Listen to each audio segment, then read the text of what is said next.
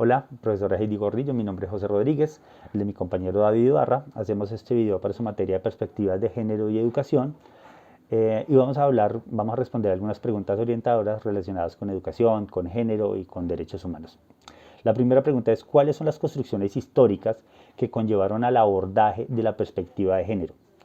Abordar esas construcciones históricas resulta muy importante porque influyen en el contexto actual. Esas construcciones históricas todavía calan en el pensamiento actual, entonces es importante analizar cuáles son las que se mantienen. Vamos a empezar hablando de la prehistoria y todavía vemos que en las escuelas se enseña y se muestra el hombre prehistórico como el líder, el macho dominante, el líder de la manada, el que provee sustento, y la mujer como en un segundo lugar, como la que se encarga de alimentar a las crías y de recibir el sustento del macho dominante. Y cuando vamos a la realidad, cuando vemos en los estudios serios de los antropólogos, vemos que no es tan así, que la mujer primitiva también conseguía sustento, también aportaba bastante, no solo estaba relegada al hogar, y vemos que eso no era una relación en la que el hombre fuera el líder y la mujer pues la sumisa, sino que obedece más a unos patrones de organización, a una forma para mantener su supervivencia, en la que no hay un papel protagónico y un papel secundario, sino simplemente se trata como de una forma de organización para subsistir de la manera más adecuada. Más adelante entramos a la Edad Media. Vamos a hablar de la Edad Media, que es un periodo tremendamente duro para la mujer, en la cual el hombre consigue la supremacía y el dominio total de la mujer gracias a un elemento social y cultural como es la religión. Elemento que todavía está vigente hoy en día y que todavía genera formas de dominación en las mujeres. En esa época vemos que ya algunas mujeres empiezan a querer conseguir conocimiento, conseguir libertad, conseguir emanciparse, pero pues la religión utiliza un arma muy sencilla y es catalogarlas de brujas. A esas mujeres que tenían conocimiento, que querían que querían tener algo de libertad, y pues bueno, el conocimiento es libertad, y son tratadas como brujas y sometidas a crueles castigos. Entonces, es algo para tener muy en cuenta. Más adelante en el Renacimiento y en la Edad Media, en la Edad Moderna, perdón, todavía hay unos vestigios, porque es innegable, todavía hay unos vestigios de esa Edad Media y de ese influjo de la religión. Ya empezamos a ver, claro, ya hay más movimientos de libre pensamiento. En el Renacimiento vemos nuevas concepciones de mundo y vemos también grandes luchas sociales, porque hay una desigualdad latente y las mujeres están incluidas en esa desigualdad. Creo que hay una unión muy fuerte entre los movimientos obreros, las mujeres, y hay como un aporte de ideas ahí muy valioso de ambos movimientos que luchan por una emancipación y por una libertad y por una igualdad, por unos derechos, por una justicia. Sin embargo, en cuanto a la educación, todavía vemos a las mujeres sometidas al sistema patriarcal, y los textos que se hacen, la educación que se propone para las mujeres, pues es una educación muy dominante. Pero pues ya es un paso que por lo menos se piense en una educación para las mujeres.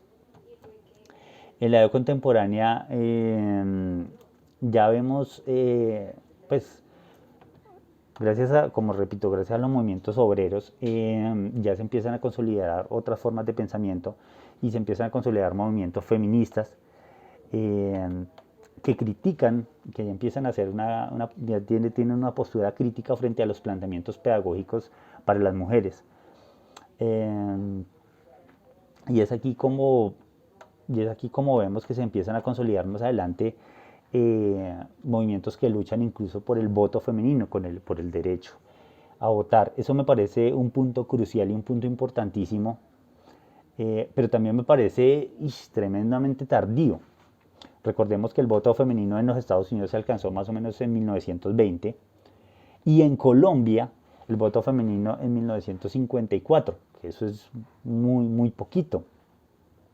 Pero es un paso importantísimo porque le estamos dando a la mujer la oportunidad de elegir y le estamos dando un valor.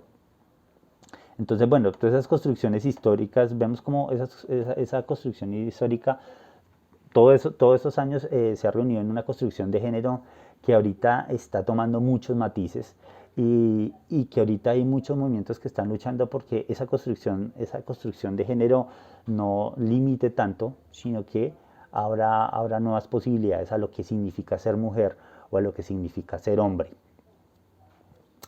Bueno, la segunda pregunta es ¿cuál es la relación de la historia de las mujeres, los derechos humanos, con la construcción de perspectiva de género? Entonces, la construcción de género encasilla a las mujeres y a los hombres pues en unos estereotipos y en unos limitantes, en unos deberes ser. Eso es una forma muy sencilla de dominación que está apoyada pues en patrones culturales. Jean Condorcet ya establecía una relación entre las mujeres y los esclavos y la esclavitud en su época. Entonces vemos cómo la perspectiva de género está relacionada con esa esclavitud. Cuando no sé, cuando al indígena aquí en Colombia se le dice que es inferior por ser indígena y que tiene que estar encasillado dentro de una perspectiva en relación diferente a la perspectiva del hombre mestizo o el hombre blanco, la forma de dominación va a ser mucho más fácil. Entonces, bueno, vemos que la perspectiva de género está muy relacionado con la historia de las mujeres y con la construcción de unos derechos humanos, porque pues, la perspectiva de género limita el horizonte crítico de las personas. Cuando la perspectiva de género se rompe, cuando hay nuevas posibilidades de ser, también le está diciendo por ejemplo, a los esclavos que hay otras posibilidades de vivir y hay otros nuevos horizontes, hay una libertad que alcanzar. Entonces es importante esa relación en derechos humanos que hay entre perspectiva de género, entre esclavitud, entre movimientos. De hecho, el movimiento feminista creo que ha apoyado mucho y ha influido mucho en la declaración, en los derechos sociales de las personas.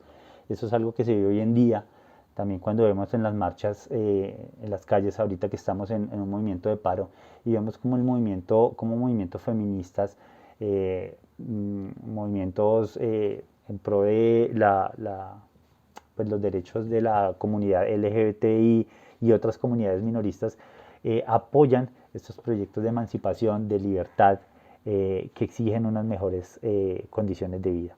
¿Vale? Bien, continuando con nuestro compañero José, vamos a dar solución a nuestro tercer interrogante. ¿Cómo se genera el encuentro de la educación y la perspectiva de género? Bien, primero habría que mencionar que en la Edad Media la educación era vista como un privilegio de clases y de género, ya que solo los hombres con un estatus social alto, con riquezas y algunas personas con poder dentro de la religión tenían acceso a ella. Igualmente, estas personas con poder se encargaban de promulgar o de desdeñar la imagen de la mujer, ¿no? Tanto en los aspectos cognitivos e incluso en la parte biológica de la mujer. Bien, ya para la época contemporánea, la educación se vuelve un espacio quizás un poco más accesible, pero que en cierta medida tiene sus limitantes, ¿no? En ese sentido, Beauvoir y Friedan, dos de las activistas más representativas de la época, fueron quienes contribuyeron a trazar un camino real de igualdad entre géneros. Asimismo, en esa época, la educación intentaba salirse del espacio que es la escuela y trascender también en el hogar, haciendo que los niños y las niñas también fueran partícipes en los deberes que en el hogar había. Bien, desde otra perspectiva quizás un poco más general, nos plantean Trejo, Yaven y Pérez que la educación debe ser ese camino principal para que se pueda lograr una sociedad democrática, participativa y plural, ¿no? Donde puedan integrarse todas las personas. Es así como las autoras plantean que en los temas relacionados con la educación el enfoque de género no ha sido desarrollado plenamente, pues sigue existiendo esa inequidad entre los géneros. Por ello, algunas universidades, preocupadas por tal situación, han incluido en sus planes académicos, en sus programas, de una manera transversal, materias, sobre todo en el campo de las ciencias humanas y sociales, eh, aspectos que traten, que nos lleven a reflexionar sobre las perspectivas de género, sobre el feminismo y sobre los estereotipos que nos han inculcado desde tiempos atrás. Es así como algunas universidades de América, las autoras nos resaltan la UNAM, han abierto ese espacio académico institucional para que en los distintos programas, sobre todo de ciencias humanas y sociales, puedan agregarse de manera transversal materias en donde se reflexione sobre la perspectiva de género, el feminismo y los estereotipos que de una u otra forma han causado esta desigualdad, ¿no?